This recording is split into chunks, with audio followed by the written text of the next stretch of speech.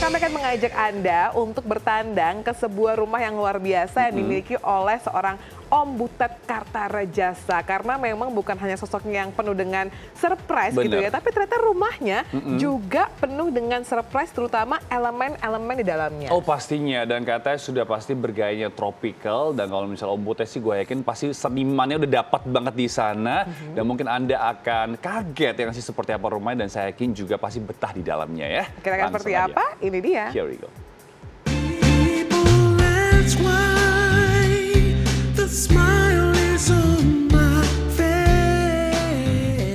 Anak-anak zaman sekarang gak banyak yang mengenal siapa Butet Kartarejasa. Pernah berjaya di masanya, ia adalah seorang aktor, presenter, sekaligus seniman yang karya-karyanya dikenal masyarakat luas. Tapi kali ini, kita gak akan bahas tentang siapa itu Butet, melainkan melirik sebentar sebuah hunian sejuk dan nyaman miliknya yang sudah dibangun sejak tahun 1994 dan baru selesai di tahun 2017.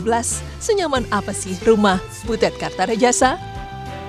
Ini arsiteknya adalah almarhum Pak Eko Prawoto. Dia salah satu dosen di Universitas Kristen Duta Wacana, alumni UGM, dulu muridnya Romo Mangunwijaya. Dia spesial arsitek tropis yang sangat peduli pada aspek cahaya dan angin. Jadi bagaimana di rumah saya ini terasa betul udaranya itu dingin, tropis tapi dingin, sejuk. Dan cahayanya itu sangat merata, tidak gelap. Ya pokoknya sudah betul-betul dipertimbangkan lah oleh arsiteknya. Saya cuma numpang berteduh di dalam karya arsitek yang baik. Emang boleh senyaman itu tinggal di rumah Butet? Kalau dilihat-lihat, seluk-beluk rumahnya memang terlihat sangat asri. Ada bunyi air yang mengalir, dedaunan yang serba hijau, serta perabotan yang sebagian besar terbuat dari anyaman, menjadikan hunian tersebut begitu mewah dengan caranya sendiri. Anak tangga ini saya sangat senang. Karena di dalam anak tangga ini ada sobean wesel. Wesel tahu nggak? Dulu sebelum ada era transfer, kalau saya dapat honor karena menulis, dibayarnya bukan lewat transfer tapi lewat wesel. Itu income saya di tahun 80-an. Nah, saya nulis di Kompas, saya nulis di Monitor, itu dapat. Nah ini resinya sobekan dari wesel yang disimpan oleh istri saya. Lalu saya tanam di dalam resin ini pesan, ini nggak sengaja peristiwa ini tertemukan ini. Tapi ini membawa satu pesan filosofis, pesan simbolik. Orang naik tangga bertahap. Jadi ini dari honor saya cuma 25.000, 50.000 bertahap untuk menuju pencapaian yang lebih tinggi.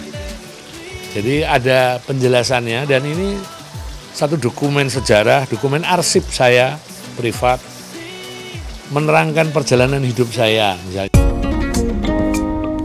Nggak cuma rumah biasa, tempat membaringkan kepala ketika lelah, Butet juga punya banyak koleksi yang bisa menambah wawasan orang yang datang. Ada beragam mainan zaman kolonial yang tersusun rapi di salah satu sudut ruangan. Tapi dengan rumah sebesar itu, gimana sih Butet menjaganya agar tetap terlihat asri dan bersih? Ya pokoknya setiap hari selalu dibersihkan, gampang aja. Saya jadi tambah banyak tenaga, ya kita berbagi kan, bisa ngasih rezeki orang gitu, untuk merawat rumah saya. Tapi saya juga mendapatkan kenyamanan berumah tinggal di tempat ini atas jasa dari asisten rumah tangga di sini. Mewah tapi minimalis, inilah konsep yang diusung Butet ketika membangun rumahnya. Sesuai dengan sosoknya yang sederhana, tapi kaya akan ilmu, begitulah Butet ingin memberikan gambaran tentang huniannya. Saya kalau mau bikin rumah asal murah, bikin dinding aja polos putih, cepat. Tapi nanti dicat gitu kan, itu produk industri lagi. Tapi kalau dengan batu seperti ini, lalu batunya itu dibentuk-bentuk, disusun, ini memang lebih lama, biayanya lebih mahal, tapi saya nggak perlu ngecat. Saya dapat warna abu-abu yang alamiah. itu saya dapat warna hijau dari daun-daun tanpa harus ngecat. Nggak merambat. Sejak saya bikin sudah ada saya pasangi itu dan merambat sampai hari ini. Tinggal dirapiin. Tapi saya udah punya warna hijau tanpa beli cat. Ini bikin warna abu-abu tanpa cat. Itu alamiah.